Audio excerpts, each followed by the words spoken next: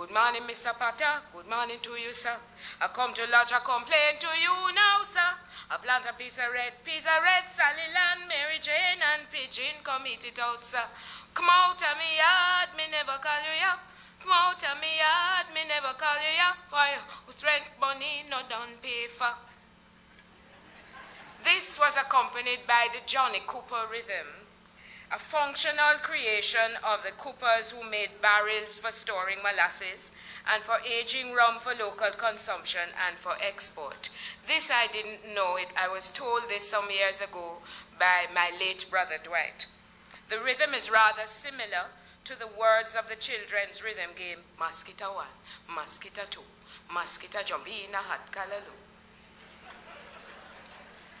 An instrumental counterpart of the bass rhythm use of the male voice, mentioned before, is a rumba box, known variously in the Caribbean as the marimba box or the marimbula, a descendant of the African thumb piano, which is called variously the likembe, the kalimba in southern Africa, or the sansa in the western countries. This bass version has sprung metal keys for which the box acts as a resonator. These keys are plucked by the player, who is seated on the instrument itself. Heard in village bands, the instrument accompanies mento songs and quadrille and country dances. And this leads us to look at mento. It was with the evolution of a rich, vibrant, and unique Creole culture in the 19th century that the fifth or broader figure was added, this figure being mento. Before it came here, it had only 4 figures. As a dance form, mento incorporates pelvic circling, fainting and dipping, and a balance step. As a song form, mento is full of social commentary, censure, and recrimination in a vehicle of humor, touching on many areas that are almost taboo in the context of polite speech. Instrumentally, mento is a type of rhythmic organization employing syncopated melodies and the polyrhythms of traditional banjos, rumba boxes, shakas, drums, and rhythm sticks. Its rhythms are related to patterns originating in West Africa, which have developed into the gumbe of the Bahamas, the calypso of the Eastern Caribbean, the rumba of Cuba, the merengue of the Dominican Republic and Haiti, and the bomba of Puerto Rico, and many others. Instrumentation is very flexible, there being both commercially acquired instruments and those which are homemade or improvised. By the end of the 19th century, mento had developed into the first dance music to enjoy national popularity, representing the product of what had started in the late 17th century. This process saw many cultural inputs undergoing transformation through acceptance and rejection. And we now find mentorized versions of work songs, ring play, dinky mini, gere, popular songs, North American country and western, and rhythm and blues songs, and curiously enough, hymns of both the Orthodox and nonconformist churches.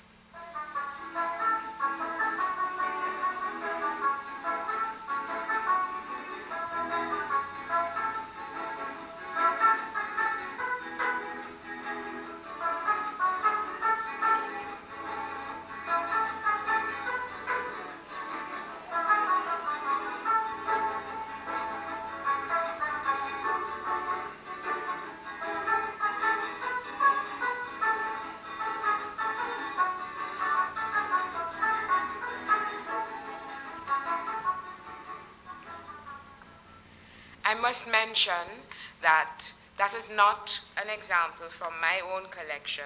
It was from the collection of the late Edna Vassell from a workshop that we had in St. Catherine in 1972, and I'm very glad to see her daughter Sonia in the audience. Jamaican drums and percussion instruments.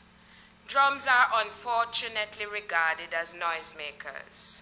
And as a drummer, I get very, very distressed that whenever my drums are set up, somebody has to interfere with them. They must beat the drum. The drum plays a beat, but you play it, you don't beat it and subject it to all kinds of abuse. Those players who slap and beat indiscriminately on them have little understanding of the subtle cadences and the efforts made in developing drumming styles and techniques that create rhythms that are perfectly suited to movement and appropriate to the moment. Sensitivity to all of this must be a consideration not often appreciated by the untutored ear. To satisfy the demands of the intangible heritage, that is, how people express themselves, be it in speech, music, dance, or in other forms. The tangible heritage, that is, drums and other musical instruments, artifacts, and so on, must be carefully crafted. Drums are the primary instruments of rhythm, and the range of drums in the island is very wide, from the specially constructed to the rather simple improvised instruments. The materials from which the drums are made are usually those found upon the land or easily accessible within the environment. Some are carved out of solid logs, usually from trees which have a natural resonance. Others are made of shaped strips of wood or barrel staves held together by metal hoops and fittings for tuning. Still others are made from various hollow vessels and utensils which are used as substitutes for constructed drums. They come in a variety of shapes, cylindrical, tapered, or square, and vary in size from those which are a few centimeters in diameter to those which are more than a meter tall and a meter in diameter. Jamaican drums may be single-headed, open-ended, or double-headed with skins at both ends. Drum heads are fixed to the bodies in various ways, nailed to rims, tied with withes, known in Jamaica as whis, affixed by pegs which can be pushed in or out of the body to regulate tension, attached to a hoop or a flesh ring which is held in place by cords, or it may be fitted to a frame.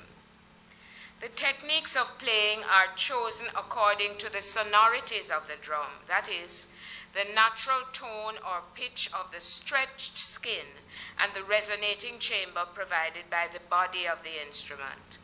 Some are held in the armpit, some are suspended from the neck, some are held between the knees, while others are straddled and played with the hands and with the feet, which act as dampers.